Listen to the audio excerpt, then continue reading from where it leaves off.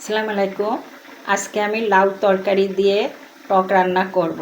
আমরা গরমের সময় প্রতিদিন কিছু না কিছু টক রান্না করে খাই, শরীরটা ভালো থাকে, ঠান্ডা থাকে।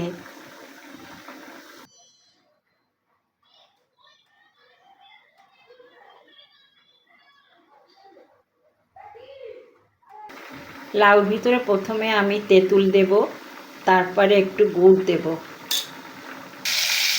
এই লাউ টকের মধ্যেই আমি রসুন দিয়েই তেলে দিই, আর অন্য কিছু দিই না। এইভাবে আমি লাউ টক রান্না করি। গরমের সময় টকটা অনেক সুমধুর হয়, খেতেও ভাল লাগে, শরীরটাও ঠান্ডা থাকে।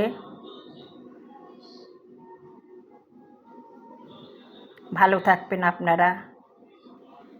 সবাইকে শুভকামনা। ধন্যবাদ আপনাদের।